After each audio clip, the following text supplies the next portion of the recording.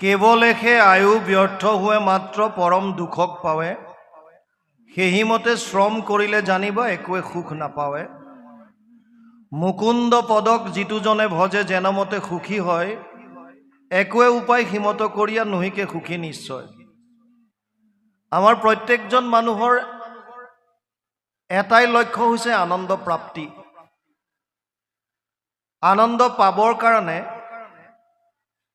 কোনোবাই ধন টকা পইচা ঘটাত লাগিছে, কোনোবাই খোৱা বোৱাত গুৰুত্ব দিছে, কোনোবাই পিন্ধন উৰণত, কোনোবাই বেলেগ ধৰণত। আল্টিমেটলি আমি ইন্দ্ৰিয়ৰ সুখৰ দ্বাৰাই এই পৰম আনন্দটো লাভ কৰিব পাৰিম বুলি মনত এটা ভাৱ লৈ সাংসাৰিক সুখবিলাকৰ মাজত সেই আনন্দটো বিচাৰিছোঁ। এতিয়া এটা কথা আমি আগতে বুজি ল'লোঁ যে আমাক সকলোকে আনন্দ লাগে, আৰু এইটোও বুজিলোঁ যে আনন্দ ক'ত আছে, যে কৃষ্ণ মানে আনন্দ, আনন্দ মানে কৃষ্ণ। মূল তিনিটা তত্ত্ব আছে। এক হৈছে কৃষ্ণ, এক হৈছে তেওঁৰ বহিৰংগ শক্তি মায়া, আৰু এক হৈছে তটস্থ শক্তি জীৱ। আমি বিলাক হ'লো জীৱ, আমাক আনন্দ লাগে। আনন্দ ক'ত পাম এতিয়া? দুটা জেগাত, হয়তো ভগৱানত আছে, নহ'লে মায়াত আছে। মায়া, মায়া শব্দৰ অৰ্থ মা মানে সংস্কৃতত নাই, ইয়া মানে য'ত। চতুশ্লোকী ভাগৱতত দ্বিতীয় শ্লোকটোত মায়াৰ বিষয়ে কৈছে। ঋতেৰ্থে যত প্ৰতীয়ত না প্ৰতীয়ত চাত্মানি তদ বিদ্যাদাত্মনো মায়া যথা ভাসো যথা তম। 2:9-34 ভাগৱত, দ্বিতীয় স্কন্ধ 9ম অধ্যায় 34 নম্বৰ শ্লোক। তাত কৈছে যে মায়া যিটো বস্তু, গুৰুজনাই ইয়াৰ সুন্দৰ অনুবাদ কৰিছে ভাগৱত দ্বিতীয় স্কন্ধত। মায়া মানে কি? অবস্তুক দেখা হয় বস্তুক আৱৰি, এইহে মোহৰ মায়া জানা নিষ্ট কৰি। নাথাকিতো যেন দেখি চন্দ্ৰমা দুটয়, থাকিতো ৰাহুক যেন কেহো নেদেখয়, সেই মতে মায়া আঁৰ কৰি ঈশ্বৰক আশাৰ বিষয় সদা দেখাৱে জীৱক। মায়ায়ে কি কৰে? অবস্তুক বস্তু কৰি দেখুৱায়। দুই ধৰণৰ মায়া আছে, এক হৈছে জীৱ মায়া, এক হৈছে গুণ মায়া। জীৱ মায়াটোৱে আমাৰ মন বুদ্ধি আৰু ভগৱানৰ মাজত এখন পৰ্দা দিয়ে, যাক আৱৰণ বুলি কয়। সেইটো মায়াৰ এটা শক্তি, আৱৰণ শক্তি। আন এটা হৈছে জীৱ মায়াৰ শক্তি বিক্ষেপণ। আমাৰ মনটোক ঈশ্বৰৰ ওচৰৰ পৰা আঁতৰাই ধন টকা পইচা পুত্ৰ পৰিবাৰ খোৱা বোৱা কাপোৰ কানি এই সংসাৰলৈ পেলাই দিয়ে। এইটো হৈছে বিক্ষেপণ। গুণমায়াৰ তিনিটা গুণ আছে। সত্যম ৰজস তমইতি গুণ প্ৰকৃতি সম্ভৱা নিবধ্নন্তি মহাবাহু দেহে দেহী নাম অব্যয়ম। 14th অধ্যায় 5 নম্বৰ শ্লোক গীতা। হে অৰ্জুন, মোৰ মায়াৰ তিনিটা গুণ আছে, সত্য ৰজ আৰু তম। ই আত্মাক শৰীৰৰ লগত বান্ধি আছে। এই গুণ তিনিটাই কেনেকৈ কাম কৰে? তিনিটা গুণৰ পৰা আমাৰ মনলৈ তিনি ধৰণৰ ভাৱ আহে। সত্য গুণৰ পৰা সাত্বিক ভাৱ, ৰজগুণৰ পৰা ৰাজসিক ভাৱ, আৰু তমো গুণৰ পৰা তামসিক ভাৱ। সত্যগুণ বৃদ্ধি হলে তত্ৰ সত্বম নিৰ্মলত্বাদ প্ৰকাশকম অনাময়ম সুখ সঙ্গেন বধ্নাতি জ্ঞান সঙ্গেন চানঘ। 14th অধ্যায় 6 নম্বৰ শ্লোক গীতা। সত্যগুণ হৈছে নিৰ্মল, প্ৰকাশময়। ভক্তিৰ প্ৰকাশ বন্তি গছি হৃদয়ত জ্বলাই দিয়ে, অজ্ঞান অন্ধকাৰ যিমান আছে চব নাশ হয়, আৰু তেতিয়া সুখ আৰু জ্ঞানৰ লগত আত্মাক শৰীৰৰ লগত বান্ধে। সাত্বিক ভাৱ অহাৰ লগে লগে মানুহ ধীৰস্থিৰ হয়, ঈশ্বৰমুখী হ'ব বিচাৰে, সমস্ত প্ৰাণীৰ প্ৰতি প্ৰেম ভাৱ জাগ্ৰত হয়, আপোনাৰ দৃষ্টিকোণত সাত্বিকতা আহে, হিংসা ইত্যাদিৰ পৰা আপুনি আঁতৰত থাকিব বিচাৰে। ৰজুগুণ যেতিয়া বাঢ়ে, ৰজু ৰাগাত্মকম বৃদ্ধি তৃষ্ণা সংগ সমুদ্ভৱম তাত নিবধ্যন্তি কৌন্তেয় কৰ্ম সংগেন দেহিনাম। 14th অধ্যায় 7 নম্বৰ শ্লোক গীতা। ৰজুগুণ আসক্তি বঢ়ায়। পুত্ৰ পৰিবাৰ ধন টকা পইচা ঘৰ দুৱাৰ কেৱল আসক্তি, এটাচমেণ্ট আৰু তৃষ্ণা। যিমান পায় আৰু লাগে। এজন মানুহে ৰাতিপুৱা খোজকাঢ়িবৰ কাৰণে ওলাইছে, গেটখন খুলিছে, এটা বেগ দেখা পাইছে, ক'লা বেগ এটা। চেইনডাল খুলি চাইছে, চব 500 টকীয়া নোটৰ বাণ্ডল, আৰু ইফালে সিফালে চালে কোনো মানুহ নাই। বেগটো লাহেকে উঠাই লৈ আহিল, আহি দুৱাৰ মাৰি দিলে, পৰ্দা টানি দিলে, খিৰিকী বন্ধ কৰি বিচনাত টকা ঢালি দিছে, আৰু ঘৈণীয়েকক মাতিলে, হে শুনিছা, আহা এইফালে, গন্তি কৰা। দুইজনে পুৰা গন্তি কৰাত লাগিল। কিমান ওলাল? 99,500, 99,500। আৰু এতিয়া ওপৰলৈ চাই কৈছে, হে প্ৰভু, আৰু 500 টকা দিয়া হলে পুৰা 1 লাখ হৈ যায়, আৰু 500। বুজি পাইছে নাই? 99,500 পায়ো সন্তুষ্টি যাৰ নাই, এইটো কিহৰ কাৰণে? ৰজোগুণ। ৰজোগুণ বাঢ়িলে জাক জমকতা, নেম এণ্ড ফেম, মোক মানুহে জয় জয়কাৰ কৰক, মোৰ গুণ গৰিমা গাওক, মই গ'লে অকণমান স্পেচিয়েল কোৱালিটি এটা দিয়ক, মোক পিন্ধোৱা গামোচাখন অকণ স্পেচিয়েল হওক, মোক দিয়া জাপিটো অলপ বেলেগ ধৰণৰ, মোৰ চকীখন অকণ বেলেগকৈ সজাওক। নেম এণ্ড ফেম, নাম আৰু যশস্যা যোনে বিচাৰে, জাক জমকতাত বেছিকৈ গুৰুত্ব দিয়ে, এইবিলাক হৈছে ৰজোগুণৰ কাম। আৰু তমোগুণ, তমস্তু অজ্ঞানজম বিদ্ধি মোহনম সৰ্বদেহিনাম প্ৰমাদ আলস্য নিদ্ৰাভি তদ নিবধ্নন্তি ভাৰত। 14 অধ্যায় 8 নম্বৰ শ্লোকত কৈছে, হে অৰ্জুন, তমোগুণটোতো অজ্ঞানতাৰ প্ৰতীক। তমোগুণ বাঢ়িলে, তামসিক ভাৱ যেতিয়া আহিব, এজন মানুহে 3টা কাম কৰিবলৈ মন যায়। প্ৰথম হৈছে প্ৰমাদৰ দৰে, প্ৰমাদ মানে উন্মত্ত, পাগল। দ্বিতীয় হৈছে এলেহুৱা, কৰ্তব্য কৰ্মবিলাক কৰিবলৈ ইচ্ছা নকৰে, পাছত কৰিম বুলি থৈ দিয়ে। আৰু 3 নম্বৰ হৈছে শুই থাকিব বিচাৰে কেৱল। এই 3টা ভাৱ যেতিয়া আহিব, গম পাব যে মোক তমোগুণে অধিকাৰ কৰি ল'লে। ভগৱান কৃষ্ণই কৈছে, যে চৈব সাত্বিকা ভাৱ ৰাজসস্তামচ সয়ে মত্তৈবেতি তান বিধি নাচ হম তে সুতে মই। 7ম অধ্যায় 12 নম্বৰ শ্লোক গীতা। হে অৰ্জুন, এই 3টা ভাৱ মোৰ পৰাই আহিছে, আৰু এতিয়া যাৰ যেনেকুৱা ভাৱ হয় সি সেইমতে আনন্দ বিচাৰি ঘূৰি ফুৰিছে। কোনোবাই শুই পেলাই আনন্দ লাভ কৰিব বিচাৰিছে, কোনোবাই কাম নকৰাকৈ বহি থাকি বিচাৰিছে, কোনোবাই কৰ্ম কৰি পেলাই বিচাৰিছে, কোনোবাই টকা পইচা ঘটি বিচাৰিছে, বিভিন্নজনে বিভিন্ন কথা। কেনেকৈ? যাৰ যেনেকুৱা ভাৱ। কিন্তু যেতিয়ালৈকে আমি মায়াৰ মাজত বিচাৰি ফুৰিম, তেতিয়ালৈকে এই আনন্দটো নাপাওঁ। কাৰণ মায়া হৈছে অবস্তুক বস্তু কৰি দেখুৱাইছে। আজি য'ত আপুনি সুখ বুলি ভাবিছে, কাইলৈ তাত সুখ নাপায়। সেইকাৰণে যদি আনন্দ লাগে, তেতিয়াহ'লে ইয়াত কৈছে কৃষ্ণৰ ওচৰ যাব লাগিব, নহ'লে কেৱলেহে আয়ু ব্যৰ্থ হোৱে মাত্ৰ পৰম দুখক পাৱে। ধন টকা পইচা ঘৰ দুৱাৰ এইবিলাক আনন্দ যদি বিচাৰিছে, মিনিমাম চলিবৰ কাৰণে যিখিনি লাগে কৰ্তব্য কৰ্ম কৰিছে আপুনি, একো আপত্তি নাই। কিন্তু আসক্ত যেতিয়া হ'ব সেইটো বস্তুত, তেতিয়া কৈছে কেৱল মাত্ৰ ব্যৰ্থ, এইবিলাক কাম নাই। কেৱলেহে আয়ু ব্যৰ্থ হোৱে মাত্ৰ পৰম দুখক পাৱে, সেইমতে শ্ৰম কৰিলে জানিবা একোৱে সুখ নাপাৱে। তাত নাপাব আপোনালোকে। ক'ত পাব? মুকুন্দ পদক যিটো জনে ভজে যেনমতে সুখী হয়, একোৱে উপায় সীমত কৰিয়া নহিকে সুখী নিশ্চয়। যদি আনন্দ পাব বিচাৰিছে, এটাই উপায় দিছে, কেৱল মুকুন্দৰ পদক আঁকোৱালি লওক। মানে কৃষ্ণত একান্ত শৰণ, সমস্ত প্ৰাণীৰ প্ৰতি বিষ্ণুময় ভাৱ, আৰু ভকতৰ লগত যিমান পাৰে প্ৰভু ভগৱন্তৰ লীলাসমূহৰ শ্ৰৱণ কীৰ্তন। কিয় ভগৱানৰ লীলা শুনিম? কি হ'ব লাভ? জন্ম কৰ্ম চমে দিব্যম এৱম য ব্যক্তি তত্ত্বতঃ ত্যক্ত্বা দেহা পুনৰ্জন্ম নেতি মামেতি পাণ্ডৱ। 4ৰ্থ অধ্যায় 9 নম্বৰ শ্লোক গীতা। হে অৰ্জুন, মোৰ জন্ম কৰ্ম চব দিব্য। সেইকাৰণে যিসকলে শ্ৰৱণ কৰি ইয়াৰ তত্ত্বটো বুজি লয়, সেইসকলে শৰীৰ ত্যাগ কৰাৰ পাছত মোক পাব, ইয়াত কোনো সন্দেহ নাই। সেইকাৰণে আমি প্ৰভু ভগৱন্তৰ লীলাসমূহ শ্ৰৱণ কীৰ্তন কৰিব লাগে।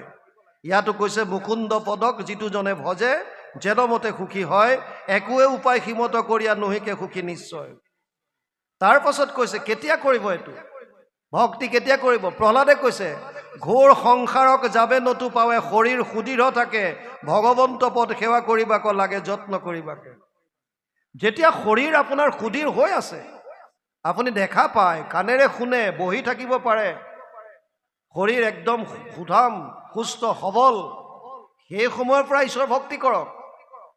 যেতিয়া আপুনি তলত বহিব নোৱাৰে, বা বহি থাকিলে অলপ সময় বহিলে হাত ভৰি বিষায়, কাণে নুশুনে, চকুৱে নেদেখে, যেতিয়া বয়স হৈ আহিব, বয়সৰ চাপ পৰিব, লোকচান একো নাই।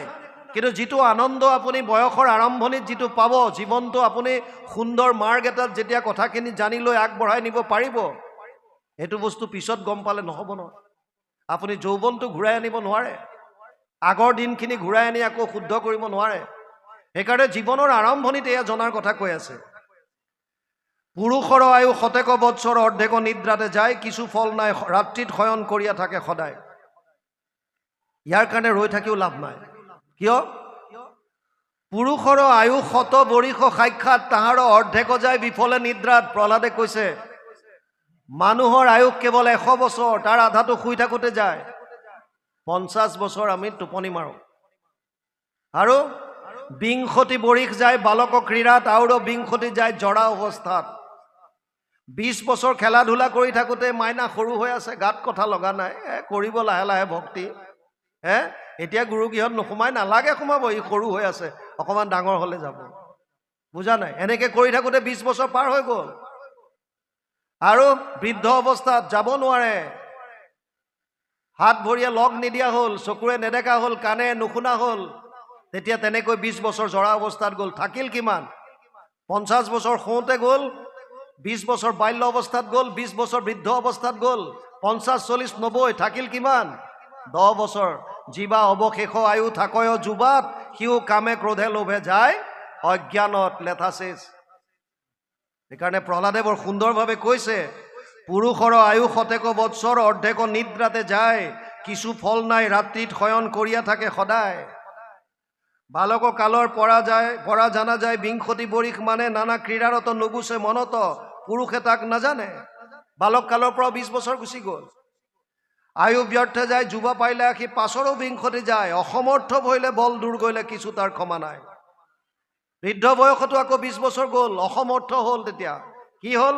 তথাপিতো মন পূৰণ নাযায়, শৰীৰত বল নাই, আকুল ব্যাকুল লাখুটিক ধৰি আনে দ্ৰব্য সৰ্বদাই। নোৱাৰে, দাঁত নাইকিয়া হ'ল, চুবাব নোৱাৰে, তথাপিতো জোল চাই অকণ দে, সিবিধে চুবাব নোৱাৰো, জোল চাই অকণ দে। সেইটো থাকি গ'ল লাষ্টলৈকে, জোল চাই। সিভাগ টানিবলৈ নাই, দাঁতেই নাই, কি খাব? জোল চাই অকণ দে, তথাপিতো তৃষ্ণাটো আছে। বৈৰাগ্যৰ ভাৱে আনিব নোৱাৰিলো গোটেই জীৱনটো। ভক্তি কৰিলোহে কৰিলো, এতিয়াও খোৱাত আসক্ত, পিন্ধাত আসক্ত, অমুকত আসক্তি, তমুকত আসক্তি। কি কৰিলো? জ্ঞান বৈৰাগ্য দুটা ভক্তিৰ সন্তান বুলি কৈছে। যদি আপুনি ভক্তিক লৈছে, ভক্তিক মাতৃ বুলি কৈছে, তাৰ দুটা সন্তান জ্ঞান আৰু বৈৰাগ্য, যি দুটা লগত থাকে। যদি আপুনি ভক্তিক ধাৰণ কৰিছে, মাকক লৈ আহিছে, তেতিয়াহ'লে পিছে পিছেতো সন্তান দুটা আহিবই লাগে।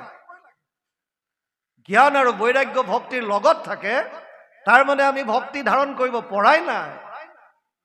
ভগৱানে কৈছিল 11টা ইন্দ্ৰিয় দিছো, 10টা ইন্দ্ৰিয় তহঁতে তহঁতৰ সংসাৰৰ কামত লগা, মোক মাত্ৰ এটা ইন্দ্ৰিয় দে, 5টা জ্ঞানেন্দ্ৰিয়, 5টা কৰ্মেন্দ্ৰিয় সংসাৰৰ কামত লগাই থাক, খাও পিও এশ কৰো।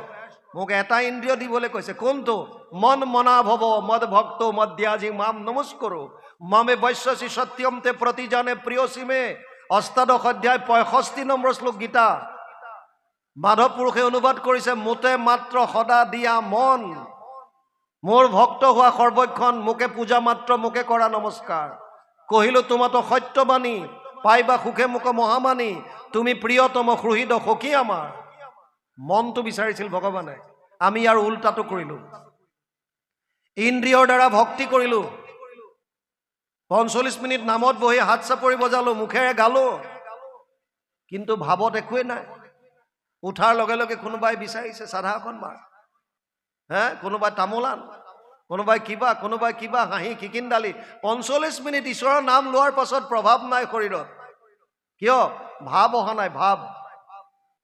এবাৰ লখিমপুৰত অনুষ্ঠান কৰি অহাৰ পাছত কেইজনমান বয়সস্থ মানুহ, তেওঁলোক চাগে ৰাতি একত্ৰিত হৈ আলোচনা কৰি আছিল, আৰু যিজনে মোক কণ্টেক্ট কৰিছিল সেইজনৰ ফোনৰ পৰা মোক 2বাৰ কণ্টেক্ট কৰিলে, আৰু কৰি পেলাই ক'লে যে বাপ আপোনাৰ সময় অকণ আছেনে? বোলো কওকচোন। কৈছে আমাৰ ঘৰত কেইজনমান জ্যেষ্ঠ ব্যক্তি লগ হৈছে, আপোনাক প্ৰশ্ন এটা দিনত কৰিবলৈ সুবিধা কৰিব নোৱাৰিলে, এতিয়া সুধিব বিচাৰিছে। বোলো কওকচোন কি? তেওঁলোকে কৈছিল যে মালা জপত আপোনাৰ কমেণ্ট কি? মই বোলো মোৰ নিজস্ব কমেণ্ট একো নাই, কবিৰ দাসৰ দোহা এটা শুনক। মই নিজে খুব কম কথা কওঁ মোৰ নিজৰ।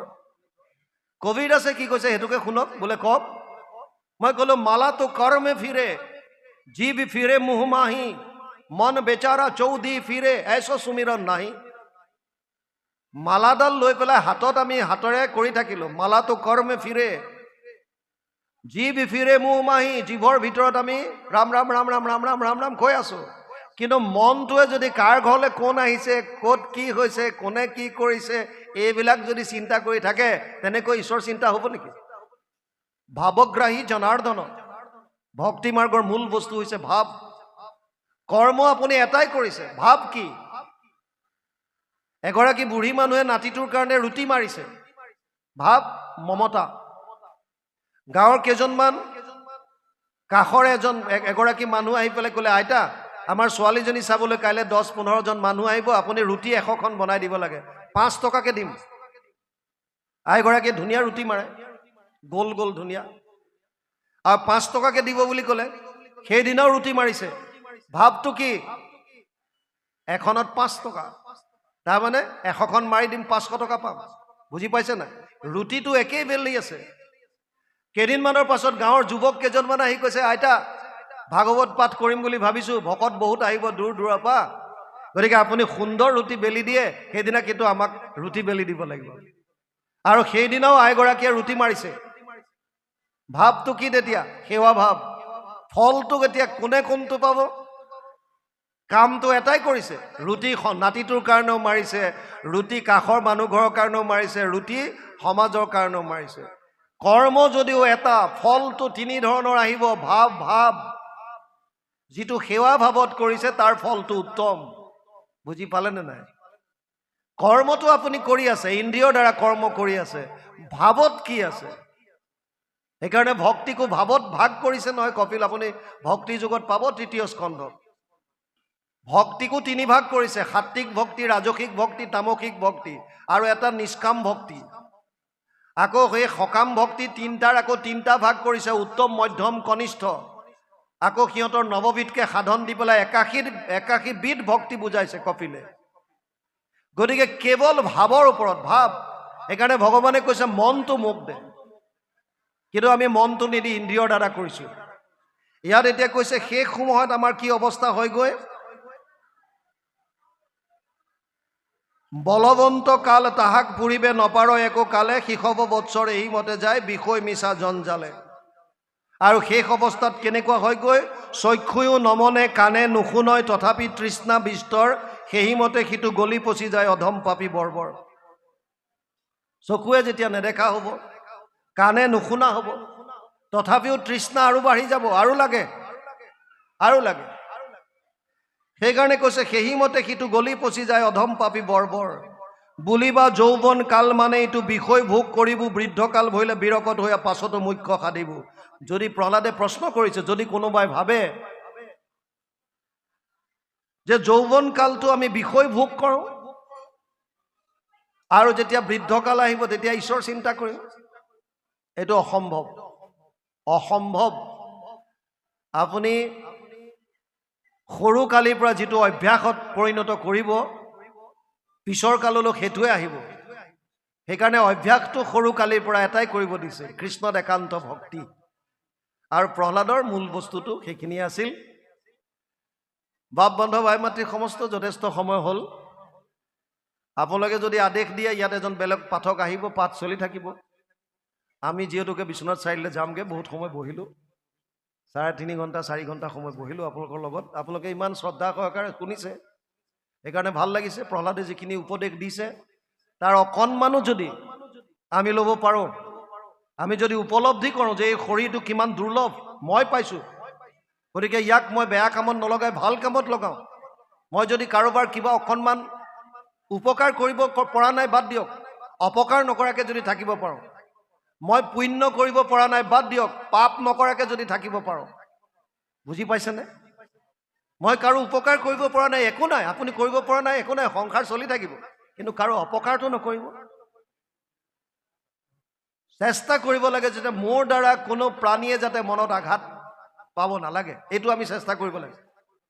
যদি সেইখিনিকে বুজি লওঁ, প্ৰহ্লাদে কৈছে আমাৰ ইমান এটা দুৰ্লভ শৰীৰ পাইছোঁ, এই শৰীৰটো পোৱাৰ পাছত সকলোৰে এটাই কৰ্তব্য হোৱা উচিত, আমি কৃষ্ণত একান্তভাৱে ভক্তি কৰা উচিত। গতিকে আপোনালোকে যদি আজ্ঞা কৰে, কি কৰিব? পাঠ যাবনে নে কি বাপ? সামৰিব কৈছে? আচ্ছা, সামৰাৰ ওপৰতে আহি গৈছে আদেশ, তেতিয়াহ'লে আমি সামৰিম। সাধাৰণতে এটা ঘটনা হয়, আমি শুনি পেলাই গ্ৰহণ কৰিব পৰা ব্ৰেইনৰ যিটো কেপাচিটি, এইটো আচলতে 45 মিনিট।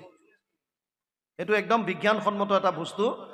এটা বৈঠকত বহি পেলাই শুনি পেলাই গ্ৰহণ কৰিব পৰা যিটো ব্ৰেইনৰ কেপাচিটি আমাৰ আছে এইটো কেৱল 45 মিনিট সময়হে থাকে সেইকাৰণে স্কুল কলেজৰ পিৰিয়ডবিলাক বহুত চিন্তা কৰি আগৰ মানুহে 45 মিনিট সময় ৰাখিছিল 45 মিনিট কিন্তু ঈশ্বৰৰ কথাৰ ক্ষেত্ৰত ইয়াৰ ব্যতিক্ৰম আছে মই নকওঁ যে নাই কাৰণ শুকদেৱে 7 দিন 7 ৰাতি কৈছিল পৰীক্ষিতে 7 দিন 7 ৰাতি শুনিছিল বৰ্তমান সেইখিনি শাৰীৰিক সক্ষমতা থকা না শুকদেৱ আছে না পৰীক্ষিত আছে তথাপিও আমি 3-4 ঘণ্টা সময় এনেকৈ বহি শুনিব পাৰোঁ আৰু ইয়াতকৈ বেছি দীঘলীয়া হ'লে আমাৰ ভয় লাগে সেইদিনা মাজতে ফাংচনত বিহুৰ ফাংচনত এজনে গাই আছে প্ৰগ্ৰেম শেষ নকৰাই হ'ল আনফালে ষ্টেজৰ সন্মুখত এটাই লাখুটি লৈ পেলাই অগাদয়া কৰি আছে গায়কজনে মাজে মাজে সোধে হেৰা তুমি কি কৰিছা অগাদয়া কৰি আছে বোলে নাই নাই তুমি গাই থাকা তোমাৰ লগত একো কথা নাই আকৌ গাবলৈ ধৰে সি লাখুটিডাল লৈ ইফালে সিফালে চাই অগাদয়া কৰি আছে ষ্টেজৰ আগত গায়কটো আকৌ সোধে হেৰা তুমি কি কৰি আছা আগত নাই তুমি গাই থাকা তোমাৰ লগত একো কথা নাই 4-5 বাৰ মান সোধাৰ পাছত কৈছে তোমাৰ লগত মোৰ একো কথাই নাই তুমি গাই থাকা তোমাৰ প্ৰগ্ৰেম তুমি জাৰি ৰাখা মই সেই মানুহটোক বিচাৰিছো কোনে তোমাক মাতি আনিছিল বুজি পাইছে হা আমাৰ ক্ষেত্ৰতো আপোনালোকে পিছত বোলে এই গগৈ বাপক মাতক কোনে মাতিছিলে এই ফৌজিটোক মাইক নেৰা হ'ল বুলি সেইকাৰণে আমি ভাবিছোঁ ৰসতে এৰি দিয়াই ভাল আপোনালোকৰ পৰা আদেশ আহিছে আপুনি কিবা সুধিব বিচাৰিছে নেকি কৃষ্ণ কৃষ্ণ আমি বহুতীয়া প্ৰশ্ন এটা সুধিব বিচাৰিছোঁ আমাৰ প্ৰশ্নভাগ হ'ল আমি দীপক ব্ৰহ্মবাবক লগ পাইছিলোঁ জগত বনীয়া প্ৰভুক লগ পাইছিলোঁ আৰু এতিয়া শেহতীয়াকৈ আপোনাৰকো আমি 2 বাৰ লগ পাইছোঁ কিন্তু সোধা নাই এতিয়া সুধিবলৈ আমি অকণমান প্ৰয়াস কৰিছোঁ যে আপোনাৰ নামটো হৈছে ৰন্টু শইকীয়া গতিকে ৰন্টুৰ নামটোৰ বৈশিষ্ট্যটো অকণমান দিয়কচোন প্ৰভু কৃষ্ণ আমাৰ প্ৰশ্ন এইটোৱেই ৰন্টু শব্দটো আপোনালোকে পাব ৰাস ক্ৰীড়াৰ প্ৰথম শ্লোকটোতে পাব 10ম স্কন্ধৰ 29 নম্বৰ অধ্যায়ৰ প্ৰথম শ্লোকটো যেতিয়া চাব তাত আপুনি ৰন্টু শব্দটো পাব বুজি পাইছে গতিকে তাৰ পৰাই অনুমান লগাই লওক আৰু বাকীনো কি ক'ম বাকী নামত একো নাই প্ৰভু ভগৱন্তৰ দাস হিচাপে থাকিবলৈ দিয়ক আশীৰ্বাদ কৰিবলৈ দিয়ক আন একো নাই সেইটোৱে আছে আমি কওঁ বুলি একো ক'বও নোৱাৰোঁ প্ৰভু ভগৱন্তৰ হৃদয়স্থিত হৈ যিধৰণে আগবঢ়ায় সেইমতে আগবাঢ়োঁ গতিকে আন একো নাই অকণমান শেষত উপদেশ আছে পঢ়ি দিয়ক বা সিফালে পাঠটোত চাওক সিফালে যাওক শুনা সামাজিক ভাগৱতৰ কথা বাপে মনে মনে কথা এটা কৈছে যে আমি মুণ্ডন কৰোঁ কৰিলে কি লাভ নকৰিলে কি লাভ কৰিলে চুলিখিনি গুচি যাব নকৰিলে থাকিব কি হ'ব হে কৰিলে চুলিখিনি গুচি যাব নকৰিলে থাকিব কথা তেনেকুৱা নহয় ভাগৱতত যদি যায় এই মুণ্ডন প্ৰক্ৰিয়াটো মৃত্যুৰ সমান এটা প্ৰায়শ্চিত্ত বুলি দেখুৱাইছে 2-3টা জেগাত ভাগৱতত আহে প্ৰথম আহিছে অশ্বত্থমাৰ ক্ষেত্ৰত অশ্বত্থমাই যেতিয়া পঞ্চপাণ্ডৱৰ 5জন পুত্ৰক বধ কৰে তেতিয়া অৰ্জুনে প্ৰতিজ্ঞা লৈছিল অধম দ্বিজৰ মাথা গোটক আনি জেবে আনি নিদো তোক মই তেতিয়ালৈকে তোৰ দুষ্মৰ শোকটো মই নুগুচাওঁ তাৰমানে সেই অধম দ্বিজ মানে অশ্বত্থমাৰ মই ডিঙি কাটি আনি তোক দিম এইটো মোৰ প্ৰতিজ্ঞা আৰু কৃষ্ণক সাৰথী হিচাপে লৈ গৈ যেতিয়া অশ্বত্থমাক ধৰি আনিছিল হাত ভৰি বান্ধি একেলগে লাডু কৰি ভৰি হাত একেলগে মিলাই বান্ধি আনিছে ৰথত আৰু ধপচকে যেতিয়া পেলাই দিলে তেতিয়া দ্ৰৌপদীয়ে চিঞৰি উঠিছিল মুচ্যন্তি মুচ্যন্তি বুলি খুলি দিবলৈ কাৰণে কৈছিল যেতিয়া খুলি দিবলৈ ক'লে এতিয়া অৰ্জুন দুমোজাত পৰি গ'ল অৰ্জুনে প্ৰতিজ্ঞা কৰিছে যে অশ্বত্থমাৰ ডিঙি কাটিম যুধিষ্ঠিৰেও আজ্ঞা দিলে যে ইয়াক বধ নকৰিবা খুলি দিয়া দ্ৰৌপদীৰ লজিক আছিল যে মই মোৰ 5টা পুত্ৰ হেৰুৱাই পেলাই আজি যিটো দুখ পাইছোঁ গৌতমীয়ে দ্ৰোণাচাৰ্যৰ পত্নীয়ে দ্ৰোণাচাৰ্যক ইতিমধ্যে হেৰুৱালে আৰু যদি আজি একমাত্ৰ সন্তানটো যদি হেৰুৱায় তেতিয়াহ'লে সেইগৰাকী মাতৃৰ অৱস্থা কি হ'ব সেইকাৰণে তেওঁৰ উদাৰতা দেখুৱাই পেলাই কৈছে যে নাই নাই এওঁক কোনোমতে বধ নকৰিবা মাকৰ মুখলৈ চাই পেলাই ইয়াক এৰি দিয়া অৰ্জুন যেতিয়া দ্বিধাত পৰে তেতিয়া কৃষ্ণৰ মুখী হয় আৰু সেই সময়তো অৰ্জুনে সখাৰ মুখলৈ চাইছে ভগৱান অতি কোনো সময়ত বিৰাট বেছি নৌটংকি কৰি দিয়ে। কৃষ্ণই ক'লে, সখা শাস্ত্ৰৰ কথা এটা কওঁ মনে মনে, যে কি বিপ্ৰক বধ কৰিব নাপায় আৰু আততাইক এৰি দিব নাপায়। বুজি পালে নাই? বিপ্ৰক বধ কৰিব নালাগে, আততাইক এৰি দিব নালাগে। আততাই মানে কাৰোবাৰ ঘৰত জুই দিয়া, কোনোবা সন্তান কাটি পেলোৱা, চব আততাই এইবিলাক। এতিয়া অৰ্জুনে কৈছে, তাৰমানে ক'লা কি তুমি? এই অশ্বত্থমা বিপ্ৰও হয় আৰু আততাইও হয়। এতিয়া মই এৰিম নে ধৰিম, মাৰিম, কি কৰিম এতিয়া?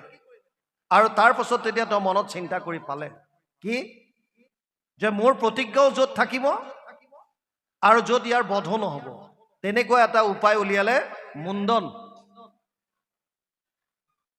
এতিয়া বহুতে কয় আগতে, মই অৱশ্যে দেখা নাই, সঁচা কথা কওঁ, তোমালোকে কিছুমান ক্ৰিটিকেল বস্তু ইউটিউবত নিদিবা, যিবিলাক অকণমান কিবা আমি ঘৰুৱাভাৱে আলোচনা কৰিছোঁ, ভিউজ ল'বৰ কাৰণে দি লাভ নাই।